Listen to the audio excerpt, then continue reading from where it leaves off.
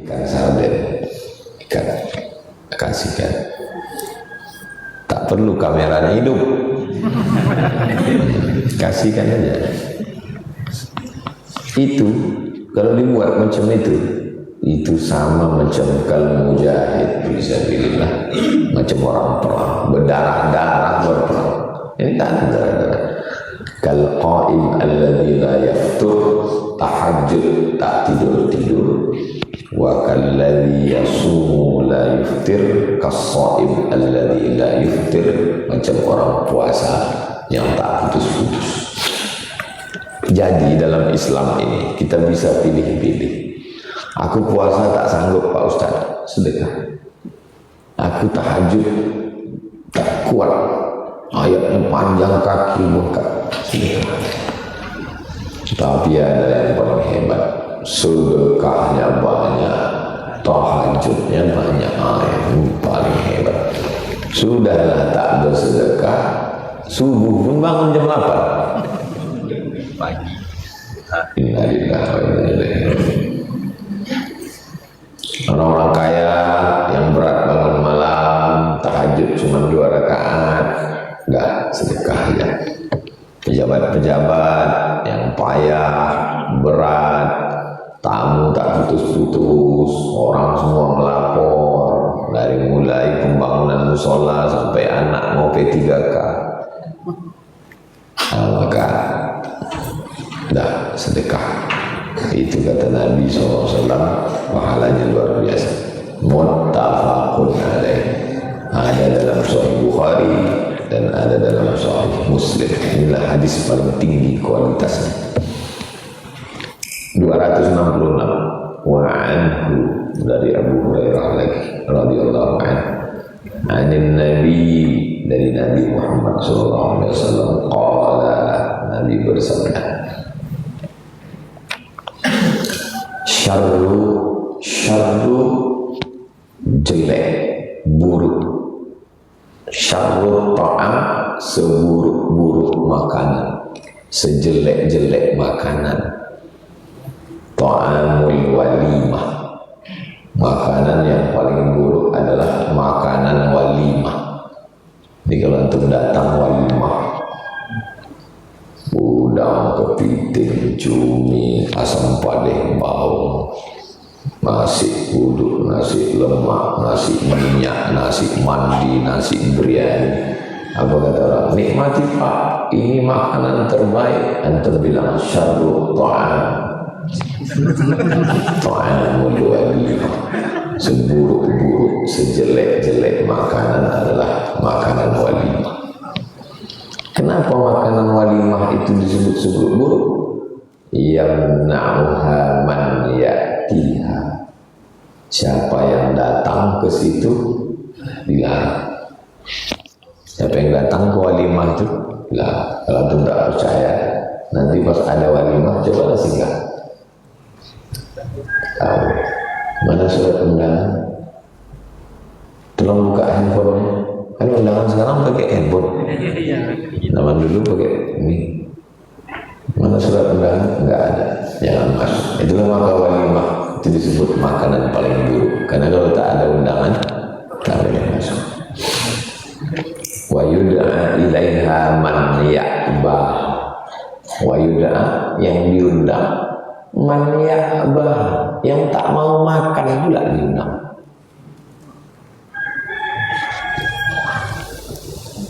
Pejabat, semua orang yang kenyang, itu yang diundang. Sampai situ datanglah pelayan itu bawa menu. Bapak mau ini enggak, ini kolesterol, ini asam urat, ini asam lambung, ini karbohidrat, ini tidak. Terus apa Pak? Buah aja. Seburuk-buruk makanan. Orang lapar mau datang tak boleh, orang kenyang malah diundang, dan tamunya penyakitan semua. Kita yang lapar lewat di situ, enak kali ini kalau kita singgah di sini. Mau singgah tak boleh, Orang-orang yang kenyang, yang tak ada selera makan, itu yang diundang ke situ. Nah, makanya nanti antum masuk nampak biasanya turun bilang syarrut ta'am, ta'amul walimah, seburuk-buruk makanan. Nah inilah makanan orang yang lapar tak kalian undang, yang kenyang-kenyang yang tak mau. Nah, kata penjaga itu banyak kali cerita, kau masuklah makanan. Kalau antum bilang nikmat ta'am, inilah senikmat nikmat. Syarrut ta'am, ta'amul walimah yamna'uha man ya'tiha. Yang datang tak boleh makan, datang tak diundang maksudnya. Wa yud'a ilaiha man ya'ba, ya'ba aba wastakbara, tak mau, tak berselera makan itu. Menengok makanan sudah begitulah panjang meja makan, piring kecil, kates, nenas, semangka, cucuk-cucuknya sedikit. Itu minta pula dia ambil semua. Saya kalau udah nengok orang pasti tanya, bapak tak makan nasi, diet karbo Pak Ustaz. Makanlah saya sama sepupu saya pas ada acara undangan walimah. Sepupu-sepupu saya ini perempuan.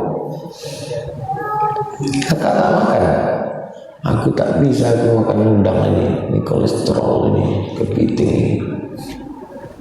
Udah lama dia cerita-cerita. Ayamnya pun banyak, apa ini, suntik kimia. Udah habis semua. Terus saya bilang, ingat kakak, waktu aku kecil-kecil dulu,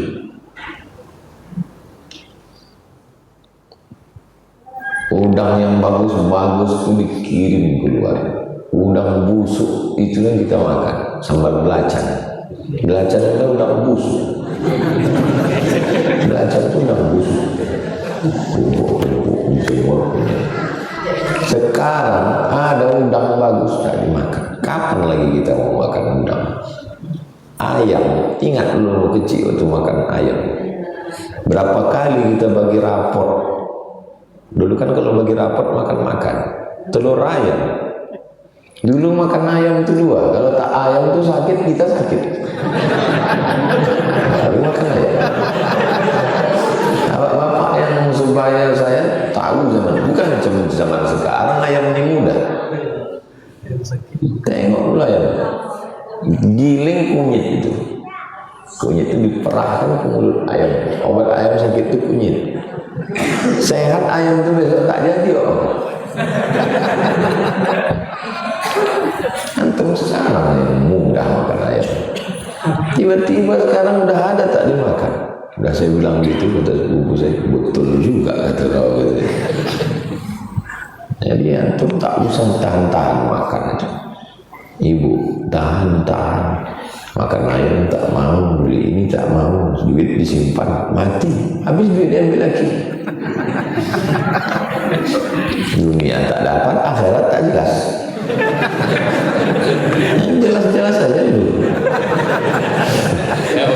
Kita kalau bisa dapat dua-duanya, fit dunia hasanah, fil akhirat hasanah. Dunia dulu.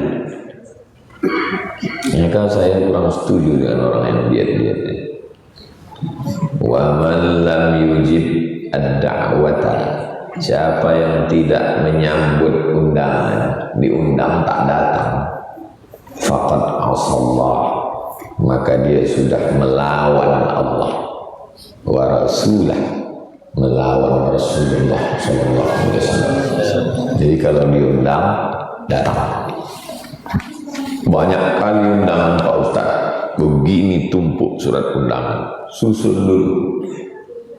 Orang sekarang kalau menyusun surat undangan, undangan gubernur, undangan bupati, undangan wali kota, sekda, asisten 1, kepala dinas, kepala badan, kepala kantor.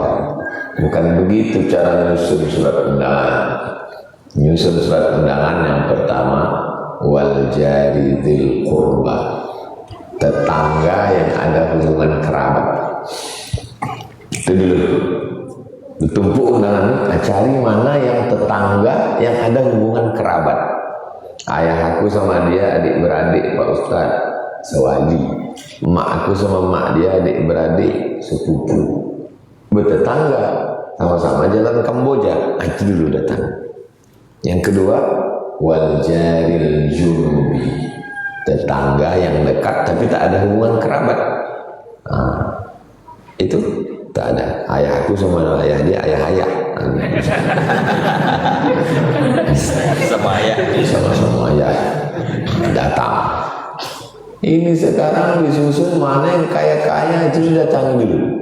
Padahal kalau mati kita di jalan Kamboja ini datang rupanya orang kaya itu kemana? Busuk jenazah kita kalau nunggu dia. Orang sinilah yang akan mengurus jenazah kita. Nah, maka jangan sombong sama tetangga. Datang walimah anaknya datang, nikah datang. Ada bupati 2 periode di Riau. Dia tidak pernah pakai duit, duduk suaranya tinggi terus. Jadi saya tanya, saya ini orangnya suka bertanya, apa rahasia Bapak banyak orang milik Bapak? Saya Pak Ustadz, asal nampak saya orang ramai berhenti saya. Nampak berkerumun turun saya. Ada apa Pak? Meninggal, ikut saya baca Yasin berdoa. Tidak nunggu dekat-dekat pilkada itu. Rupanya itu berpesan. Antum nanti ada pulang, antum kuliah dari Riau, Pekanbaru, pulang. Antum buat jurus mudah, antum nanti mau jadi pilkades. Anak orang ingat nih, saya yang datang waktu mak saya meninggal itu ingat saya. Ingat waktu nikah, waktu mati, waktu sakit, ada tamu itu. Yang menunggu sudah datang di KPU. Oh, itu jurus Bapak, iya. Asal nampak gua ada orang ramai, berhenti singgah saya Pak Ustaz. Pernah satu hari nampak saya ramai, berhenti saya. Terus saya bilang, mohon maaf Bapak-bapak, Ibu-ibu, saya lambat datang. Kalian sudah buka-buka pentas ini, saya baru datang, tapi saya ucapkan selamat. Mudah-mudahan keluarga sakinah, bla bla bla, udah selesai, baru datang tuan rumah. Mohon maaf Pak, acara pestanya besok. Disangka orang sudah buka, baru masak. Nah, jadi sebelum kita bercakap tuh kita dapat bocoran dulu. Tanya dulu, kapan acara ini? Nah, jangan terlalu kepilihan kali, malu kita. Tapi bagus juga, orang harus ingat kan, apa yang salah dulu. Jadi intinya memang banyak saya tanya ini, intinya silaturahim. Tapi kalau udah kita sombong, aku tak mau tahu sama orang. Ada aturan tak tertulis, ada aturan tak tertulis.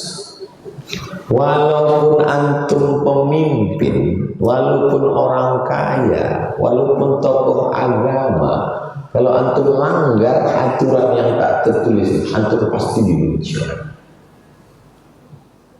Aturan tak tertulis.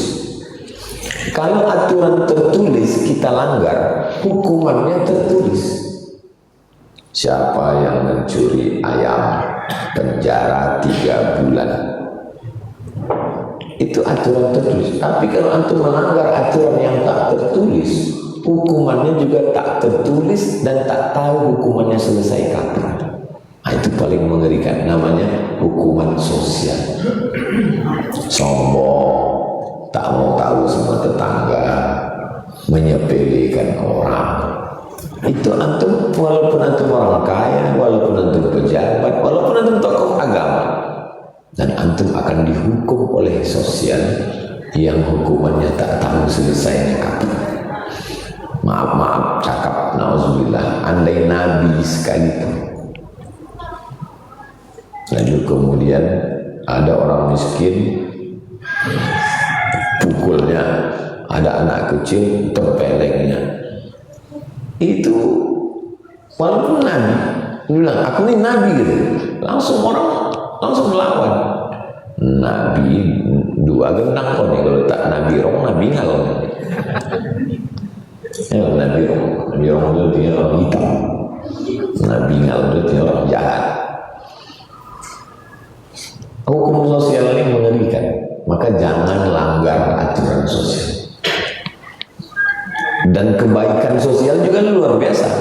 Kalau antum baik sama tetangga, baik sama orang, tertawan hati dia. Jangankan bini antum, bini orang pun suka sama antum. Wah, itu yang paling ngerinya lagi. Apa kata ibu-ibu? Ya Allah, andai adik inilah suamiku, berarti anda tak pingsan kan? Man lam yujib ad-da'wata, siapa yang tak menyambut undangan, faqad asallah, dia sudah melawan Allah. Jadi kalau diundang datang. Rawahu Muslimun, hadis ini hanya ada dalam Sahih Muslim. Wa fi riwayatin, dalam satu riwayat, fi sahihaini, dalam Sahih Bukhari dan Muslim, an Abi Hurairah, dari Abu Hurairah radhiyallahu anhu, min qawlihi, dari ucapannya, bi'sat ta'am, seburuk-buruk. Bi'sa lawannya nikmat, nikmat wa bi'sa. Hasbunallah wa ni'mal wakil, ni'mal maula wa ni'man nasir. Bi'sa, bi'sa ismul fusuq ba'dal iman. Bi'sa, seburuk-buruk makanan, ta'amul walimah, makanan walimah, makanan kenduri. Walimah itu kenduri. Yud'a ilaiha, yang diundang, da'at, yad'u, du'ya, yud'a, namanya fi'il majhul. Yud'a ilaiha, yang diundang itu siapa? Al-aghniya, yang kaya-kaya saja. Yang diundang orang kaya, pejabat. Wa yusrakul fuqara, yang ditinggalkan orang fakir. Saya kalau makan sama orang kaya, makin kaya dia, makin cepat saya kenyang. Saya perhatikan diri saya. Antum coba perhatikan diri antum. Jangan kita memperhatikan keluar, perhatikan ke dalam. Semakin tinggi jabatan orang itu, makin sedikit saya makan.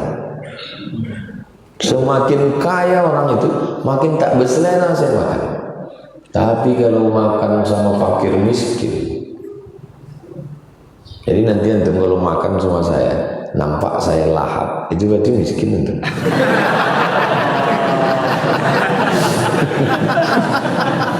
Saya perhatikan diri saya, bukan perhatikan diri. Saya ambil nasi sedikit, lauk sedikit, atau kenyang aja perut. Tapi kalau diundang ke kampung, maka saya lebih suka saya ceramah di kampung-kampung. Di talang itu, dibentang daun pisang, tumpukan ngasih situ apa?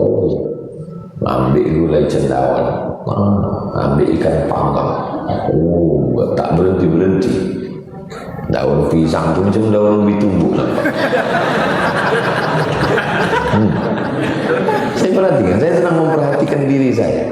Selera makan itu kan tak bisa dibuat-buat. Makan kalau di kampung, aduh sedap lagi. Botak, bertamu-tamu.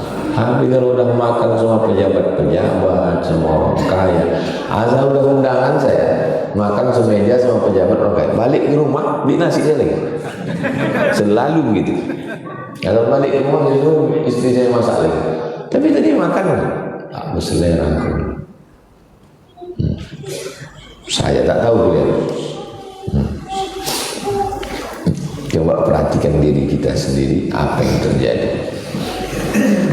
Terakhir, hadis 267, wa an Anas bin Malik.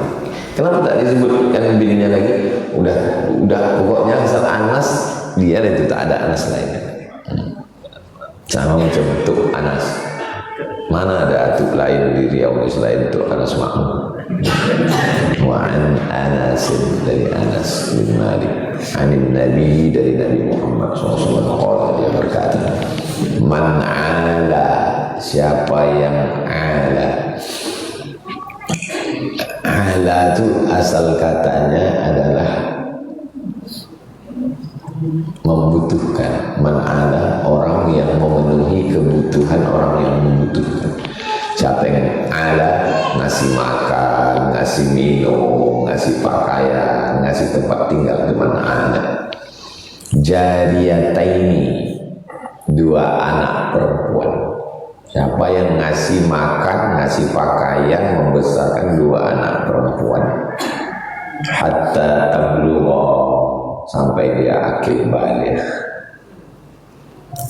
Jaa yaumal qiyamah, nanti dia datang pada hari kiamat. Ana wa huwa, aku dan dia, kahatai, begini dekat. Siapa yang ngasih makan, ngasih pakaian, ngasih tempat tinggal, ngasih asrama, ngasih duit, ngasih biaya sekolah, dua anak perempuan, nanti dia datang pada hari kiamat, aku sama dia kahatai. Untung hadis ini sesudah pilkada. Kalau sebelum cuma apa sesudah kahatai ini. Wa dhamma asabi'ah, Nabi mengginikan, mendekatkan jari. Rawahu Muslimun, hadis ini ada dalam Sahih Muslim. Jariyataini maksudnya bintaini, dua perempuan. Kenapa anak perempuan? Karena zaman dulu kalau lahir anak perempuan, malu gali tanah, kubur hidup-hidup. Jadi kalau ada orang mengatakan Nabi Muhammad itu misoginis, merendahkan, melecehkan, diskriminatif terhadap perempuan. Nih hadis bahwa orang yang memuliakan perempuan dekat dengan Nabi SAW. Maka antum cari siapa yang susah panti anak perempuan, kasih dia. Pergi ke panti asuhan, tanya, Pak, berapa anak yang tak bayar uang sekolah? Pilih satu, biaya. Kalau bisa dia jangan tahu. Kalau tahu dia rusak hati kita. Dia membayarkan untuk uang sekolahnya setahun. Bagus. Ada orang meninggal di belakang makam Ibrahim. Ini Ka'bah, ini makam Ibrahim, tempat tapak kaki Nabi Ibrahim. Meninggal pas sholat sunat di belakang. Di dalam tanah haram, di dalam Masjidil Haram, sedang pakai ihram, dalam sholat di sujud terakhir. Oh, tak ada tempat lebih hebat daripada itu. Orang heran semua, bukan ulama, anak muda. Tanya orang maknya, apa amalan anak ibu? Tak ada, anak saya biasa aja amalnya. Beberapa hari sesudah itu datanglah perempuan membawa anak yatim takziah. Kamu siapa? Kami yang selalu dapat gaji dari anak ibu. Ini asal gajian datang, dia mengantar. Orang tuanya pun tak tahu. Dimuliakan Allah dengan husnul khatimah. Jadi kalau mau mulia, salah satu pintunya adalah melalui pintu sedekah. Pintu sholat berat, pintu puasa berat, pintu zikir berat, pintu Quran berat, pintu sedekah. Beli nasi, bayarkan uang sekolah. Ada kawan saya dililit utang dalam masalah besar. Saya tanya, apalah amalan selesai? Pergi aku ke kampung, ku cari di kampung itu orang yang tak sanggup keluar rumah karena banyak utang. Dia sendiri dililit utang, dia pula mencari orang berutang. Pergi saya ke warung, saya tanya, Bu, tengok catatan orang berutang di sini. Tengok. Mana yang paling banyak? Anaknya banyak. Sudah lama dia tak keluar rumah. Mana? Kulunaskan. Sejak itulah turun pertolongan Allah. Mudah. Nah, jadi ini salah satu tips. Ada orang Maroko mimpi datang Nabi Muhammad SAW. Kata Nabi, kau pergi ke Saudi Arabia, datang ke provinsi anu, datang ke kabupaten anu, datang ke kampung anu, jumpai si fulan, bilang sama dia penghuni surga. Mimpi pertama, setan nih kan. Malam kedua sama mimpinya. Malam ketiga sama. Kau pergi ke Saudi Arabia, datang ke kampung anu, jumpai namanya si anu, bilang dia penghuni surga.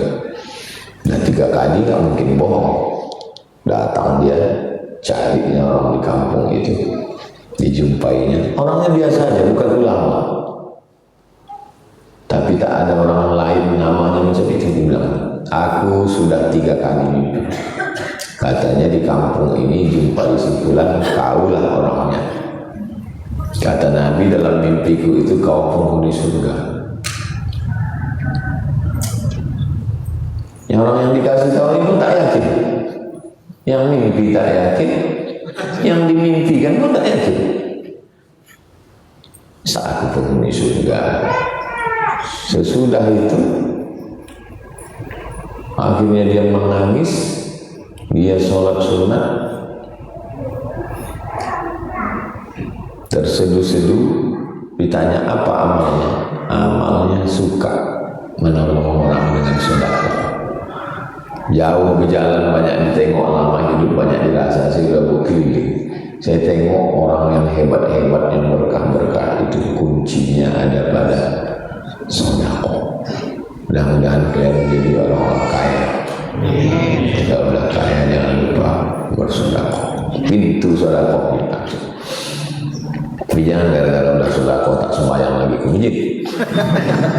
Kau kenapa tak ke masjid lagi? Ada pintu ini sedekah. Tetap masjid, tetap pintu sedekah. Semampu kita, la yukallifullahu nafsan illa wus'aha. Itulah hadis. Pertemuan akan datang 268. Mana kertas? Baitul Mal. Ini tempat sholat, namanya Baitullah, rumah Allah. Ini tempat harta, namanya Baitul Mal. Bait rumah, mal harta. Siapa yang pernah bertugas menjadi Baitul Mal, ingat hadis tentang keutamaan ayat kursi. Allahu la ilaha illa huwal hayyul qayyum. Cumana kronologisnya? Abu Hurairah menjaga Baitul Mal. Ada yang mencuri kurma malam itu, ditangkap. Nah, itu menunjukkan Abu Hurairah pernah menjaga Baitul Mal. Sahabat sumber pendapatannya dari mana saja? Sumber pendapatan Baitul Mal 7. Zakat, wakaf, infak, sedekah, wasiat, hibah, ghanimah. Ghanimah harta rampasan perang. Zakat, wakaf, infak, sedekah, wasiat, hibah, ghanimah. 7 pendapatan Baitul Mal. Bagaimana dengan zaman sekarang cara kita menerapkannya? Buat Baitul Mal, yayasan yang terdaftar di Menkumham, Kementerian Hukum dan HAM. Basnas itu sebetulnya secara operasionalnya mirip dengan Baitul Mal, cuman ada beberapa yang tidak ada, jadi dipecah-pecah. Wakaf Tidak lagi diurus Baitul Mal, tapi diurus BWI, Badan Wakaf Indonesia. Ghanimah tak ada lagi. Nah, jadi sudah dibagi-bagi. Apakah pemimpin seperti kepala desa, bupati, gubernur bisa membuat Baitul Mal? Bisa. Misalnya pulang kalian, pulang jadi kades, buat Baitul Mal. Supaya ada badan hukumnya, daftarkan ke Menhub-Ham. Buat pengurusnya 5. Pembina, pengawas, ketua, sekretaris, bendahara.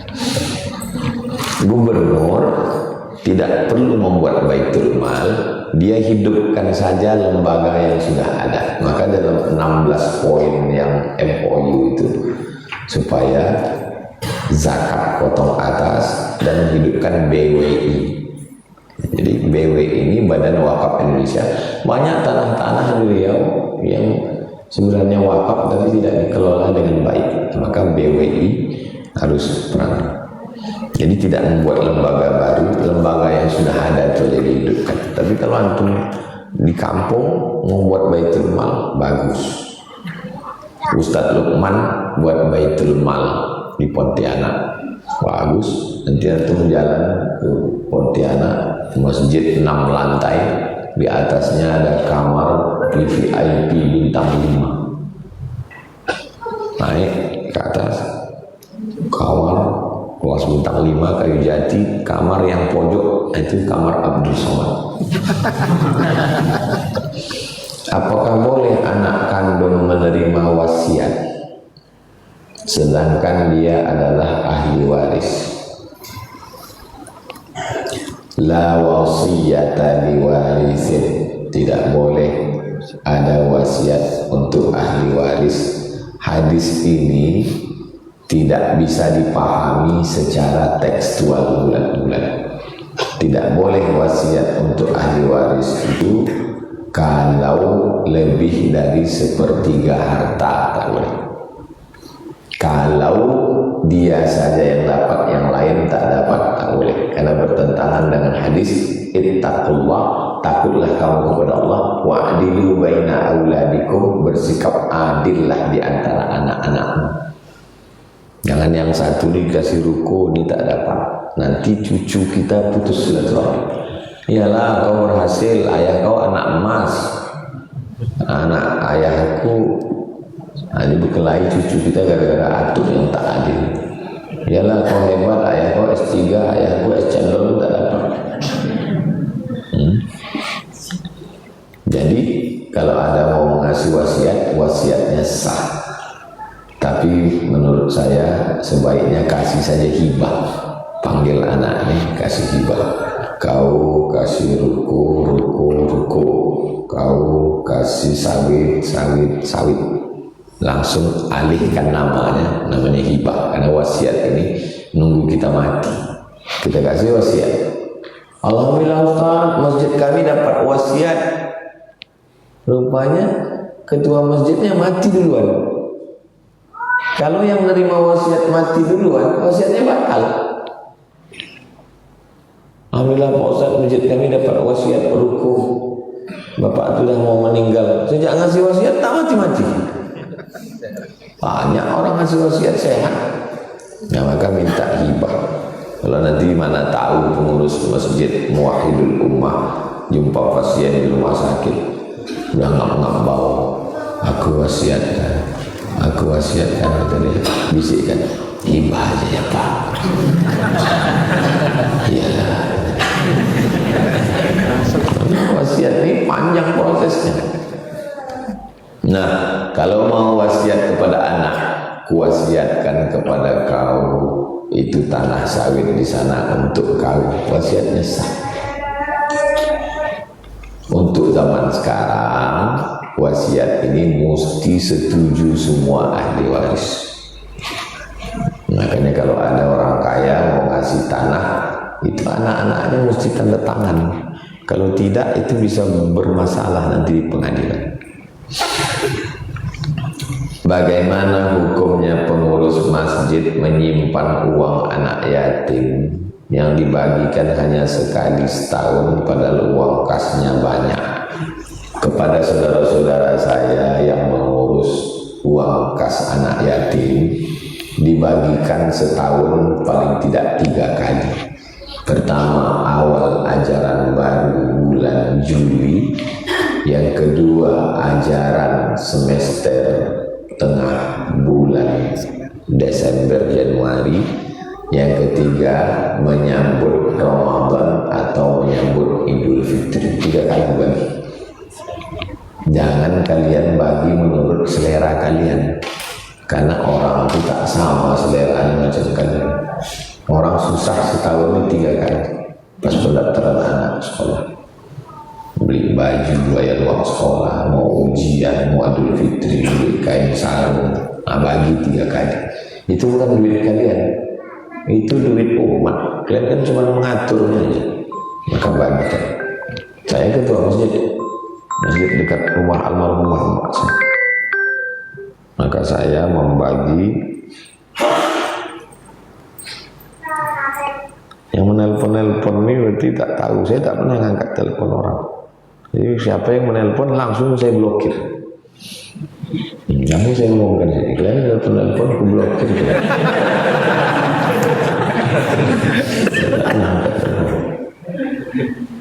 Nah, jadi uang anak yatim dibagikan 3 kali setahun. Siapkan aja kotak. Kotak fakir, kotak miskin, kotak duafa, kotak yatim, kotak masjid. Nah, bagi. Nanti pas pembagian, yang anak yatim kasih yatim. Yang sudah SMP, yang sudah akil balik, diambil dari kotak duafa. Yang fakir miskin diambil. Jadi waktu santunan semua dapat, tapi jangan duit anak yatim ini. Begitu juga kalau yayasan, ada namanya rekening wakaf, ada namanya rekening operasional. Jangan satu rekening bercampur wakaf. Wakaf tak boleh dimakan. Wakaf tak boleh untuk gaji guru. Jangan sampai kita mengelola, kita masuk neraka. Kita kasih tahu orang, nanti kalian pejabat-pejabat orang kaya, hisab kalian lama di akhirat. Pas di akhirat, rupanya kita sama-sama pejabat juga. Kita pejabat tuh, kau dulu yang bilang aja, iya kok sama. Itulah aku salah catatan yayasan itu. Sama ya, nasib kita. Ini rekening wakaf, ini rekening operasional. Wakaf pun tak boleh campur. Ini wakaf kelas, ini wakaf masjid, ini wakaf asrama, tak boleh campur. Yang campur semua sama itu Ustaz, duitnya itu semua. Di setiap masjid pasti ada kotak infak untuk anak yatim, tapi jarang sekali ada kotak infak untuk fakir miskin. Udah aku kasih tahu tadi.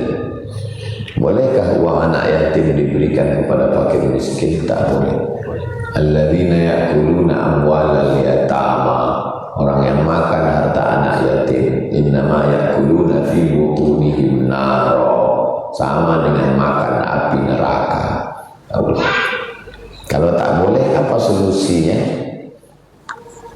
Kotak wakaf pembangunan masjid, kotak infak untuk operasional, kotak miskin, kotak duafa, kotak yatim.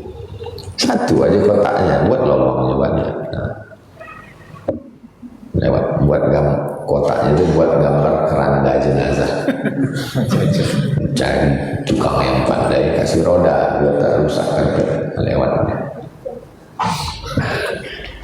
Mana yang pelit, yang bakil, buatkan lama-lama di depan dia. Kalau dia tertidur waktu khutbah itu pukulan ke lututnya. Kebanyakan fakir miskin hanya diberi santunan 1 kali setahun, padahal mereka laparnya setiap hari.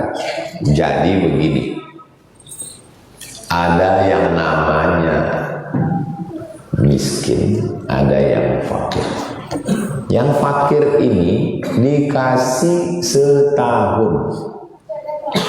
Kira-kira orang tua umur 60, 70 tak bisa berusaha lagi, duduk di rumah. Berapalah makannya sehari? Makan pagi lontong. Berapa standar lontong internasional sekarang? 7.000, anggaplah 10.000 sama teh manis. Makan siang 15, makan malam 15, berarti 40.000. Kalau 1 bulan 1.200.000. Kalau setahun 18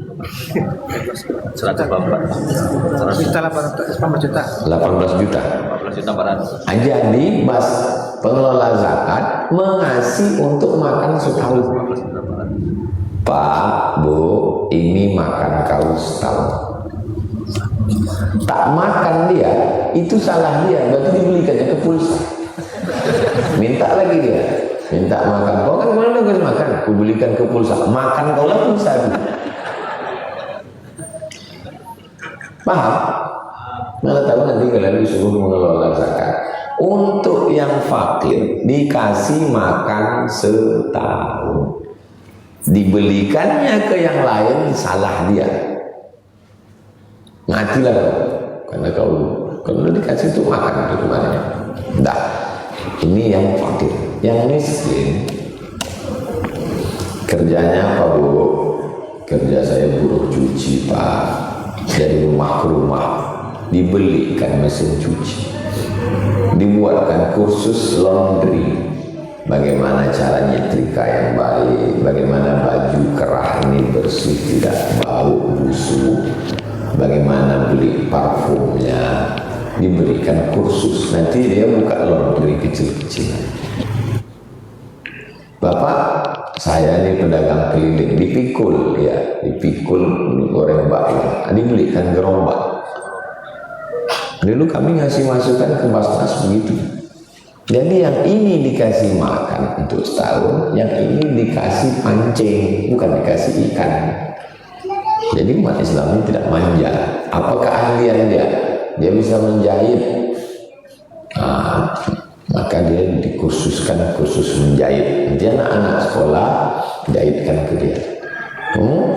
Saya merangkai Pak Ustaz. Merangkai bunga? Enggak, merangkai masalah. Begitu caranya. Takut kalau dikasih duit, nanti duit ini dipakainya macam-macam. Kasih dia beras. Kalau dikasih beras sekali untuk setahun busuk berulat, kasih kartu. Namanya kartu cerdas. Si kartu, masukkan kartu ini, keluar beras 5 kilo. Mesin berasnya pasang di masjid. Nah, ATM beras dulu sudah sosialisasi di masjid Rabatus Solihin, ATM beras. Jadi bagaimana pengurus masjid berpikir cerdas, cuma supaya orang mau tak mau ke masjid ngambil beras. Tak mungkin dia cuma ngambil beras saja, maju tak ke masjid. Dia tengok orang kamu masjidnya ngambil beras, sembahyang tak pernah. Malu sembahyang dia habis sembahyang beras. Itu teknis itu. Jadi berpikirlah gimana cara. Al-birru husnul khuluq wal ithmu ma haka fi nafsika wa karihta an yattali'a alaihi nas. Kenyataan banyak orang yang biasa saja dia buat dosa, tak merasa gelisah, tak malu dilihat orang, bahkan dia bangga. Bagaimana penjelasannya Pak Ustaz? Al-birru laisal birra an tuwallu wujuhakum qibala al-masyriqi wal maghrib. Apa itu al-birru? Husnul khuluq, akhlak yang baik, sopan santun, tata krama, budi bahasa, tak menyakiti orang, tak menzalimi orang, tidak mengkhianati orang. Itu namanya al-birru. Terus dosa itu apa? Mahaka fi nafsika, terasa sempit dada. Wa karihta an yattali'a alaihi nas, kau takut kalau perbuatan itu ditengok orang. Dua. Pertama ada rasa ke dalam, satu keluar. In, out. Yang innya terasa sempit di dalam. yang outnya tak ingin orang lain tahu. Tapi kenyataannya ada orang yang buat dosa macam tak berdosa dan dia bangga pula menceritakan ke orang. Itu yang disebut dengan azab. Azab itu bukan sakit, azab itu bukan miskin, azab itu bukan susah. Azab itu adalah ketika dicabut nikmat beribadah dan dicabut rasa takut buat dosa. Itu azab. Kalau kita tak merasakan nikmat sholat tahajud, tak merasa nikmat sedekah, tak merasa nikmat ngaji, perlu kita merenung sejenak. Jangan-jangan kita sedang kena azab. Azabnya adalah dicabut Allah. Jadi banyak orang yang makan haram, buat dosa, tak ada sedikit pun. Nah itu na'udzubillah, itu sudah dicabut Allah. Azab itu. Saya sering mendengar ceramah dari ustadz yang mengatakan bahwasanya para wali seperti Imam Syafi'i melakukan sholat beribu kali dalam sehari karena karomahnya. Apakah betul itu Ustaz? Sedangkan Rasulullah saja tidak pernah ada hadis sholat seperti itu. Nama kitabnya Syiar A'lam An-Nubala. Syiar artinya biografi, A'lam tokoh-tokoh, Nubala pilihan, biografi tokoh-tokoh pilihan dari mulai sahabat Nabi, tabi'in, tabi'in sampai ulama. Saya paling suka baca buku biografi dari kitab ini. Nama penulisnya Imam Az-Zahabi. Kenapa Imam Az-Zahabi yang Ustaz pilih? Karena Imam Az-Zahabi ketat dalam periwayatan. Imam Az-Zahabi ketat dalam periwayatan. Imam Az-Zahabi meriwayatkan bahwa Imam Ahmad bin Hanbal sholatnya 150 rakaat setelah keluar dari penjara. Imam Ahmad bin Hanbal itu pernah dipenjara oleh Mu'tazilah dalam masalah fitnah khalqil Quran. Apakah Quran itu makhluk atau kalamullah? Kata dia Quran itu kalamullah, masuk penjara, disiksa di penjara 150 rakaat setelah keluar penjara. Sebelum masuk penjara salasami'ati rakaat, 300 rakaat.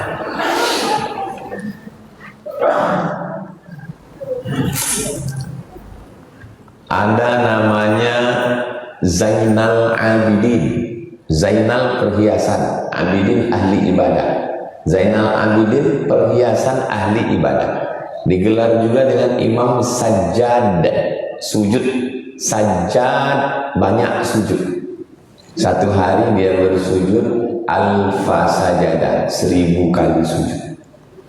Namanya Imam Ali Zainal Abidin bin Husain bin Ali bin Husain bin Fatimah binti Sayyidina Muhammad SAW, cicit Nabi. Nah, jadi tentang orang sholat banyak itu riwayatnya sahih. Betul itu Pak Ustaz, sahih. Apakah betul itu Pak Ustaz? Sahih. Sedangkan Rasulullah saja tidak pernah ada hadis sholat seperti itu. Kana yusalli minal laili hatta tatafattara qadamah. Nabi sholat malam sampai bengkak kakinya. Sekarang saya tanya, ada atau tak ada? Ada. Lalu kemudian Aisyah bertanya, lima fa'alta hadza, kenapa kau lakukan ini ya Rasulullah? Qad ghafarallahu laka ma taqaddama min dzambika wa ma ta'akhkhar. Dosamu yang lalu sudah diampunkan Allah. Kenapa kau sholat sampai bengkak kaki? Apa kata Nabi? Afala akuna 'abdan syakura. Aku ingin menjadi hamba Allah yang bersyukur. Sedangkan Rasulullah saja tidak pernah ada hadis seperti itu. Ada? Ada atau ada? Ada. Jadi yang dilakukan Ali Zainal Abidin dengan Imam Ahmad bin Hanbal itu bukan bid'ah. Apakah itu sifat muru'ah? Muru'ah bukan sifat. Muru'ah itu sudah jadi bahasa Melayu marwah. Marwah tidak terkait dengan halal haram. Contoh, dalam ilmu hadis tidak boleh mengambil hadis dari orang yang tidak menjaga muru'ah. Muru'ah itu marwah. Di antara muru'ah dalam ilmu hadis menutup kepala. Menutup kepala ini muru'ah. Menutup kepala pakai kolan suah, afdolnya pakai sorban. Jadi zaman periwayatan dulu, bukan zaman sekarang, dulu mengambil hadis bukan dari buku, dari orang. Tidak boleh mengambil hadis dari orang yang tak menutup kepala. Ini bukan masalah halal haram.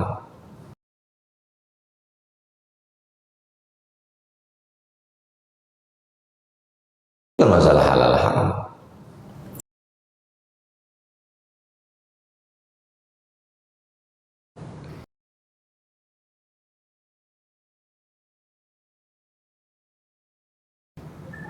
Kalau duduk macam begini, ini namanya duduk jantan. Kalau kaki naik ke lutut, itu duduk pesilat. Kalau nampak ada orang duduk kaki naik ke lutut pesilat, supaya kalau ada apa-apa cepat dibuka silat. Oh, itu tidak terkait dengan halal haram. Muru'ah ini tidak ada hubungan dengan halal haram. Misalnya, saya datang subuh pakai celana jeans, pakai jaket kulit. Halal apa haram? Halal, tapi secara muru'ah. Antum dalam hati itu udah tahu. Lalu kemudian panitia ngasih tahu, mohon maaf, setelah acara ini Ustadz Somad nanti langsung bersama Biker Subuhan touring ke Pulau Sabang. Baru orang maklum, oh tak sempat ganti baju. Ini namanya muru'ah, menjaga marwah. Apa kaitannya dengan sifat iffah? Rumah besarnya namanya muru'ah. Di dalam muru'ah itu ada iffah. Rumah besarnya namanya sodakoh. Di dalam sodakoh ini ada infak, ada zakat, ada wakaf. Rumah besarnya namanya Islam. Di dalam Islam ini ada kamar akidah, ada kamar fikih, ada kamar akhlak. Di dalam kamar fikih itu ada lemari lagi. Ada lemari fikih ibadah, fikih muamalah, fikih siasat, fikih khilafah. Paham? Jadi muru'ah rumah besarnya menjaga marwah. Di dalam muru'ah ini ada satu namanya iffah.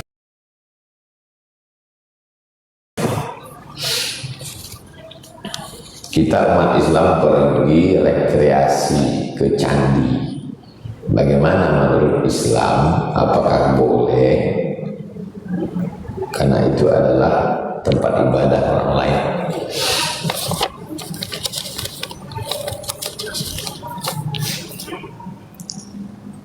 Ala adullukum ala akbaril kabair. Maukah kamu kutunjukkan dosa terbesar di antara dosa besar? Pertama, al-isyrak, syirik. Yang kedua, huququl walidain. Yang ketiga, syahadatul zur, kesaksian palsu. Dosa terbesar di antara besar adalah syirik. Tuhan dipersekutukan.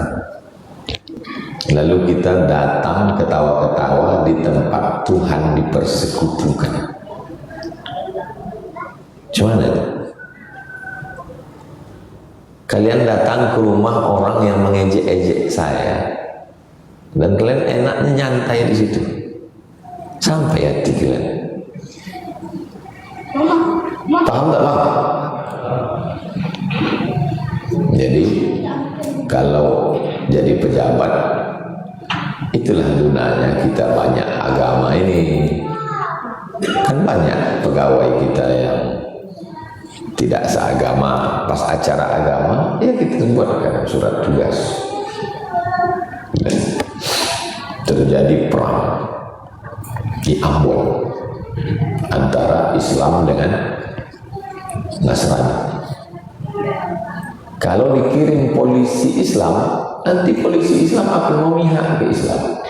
Kalau dikirim polisi Nasrani akan berperang sesama polisi. Itulah hebatnya Indonesia. Lalu siapa yang dikirim ke Ambon? Dikirim polisi Bali yang tidak memihak ke sini, tak memihak. Itu true story, kisah nyata dalam konflik Ambon. Saya tahunya dari mana? Pak polisi cerita ke saya. Dulu waktu terjadi konflik, Pak Ustaz, saudara kita dari Bali dikirim karena dia tidak berpihak sini, tak pihak sini, supaya aman.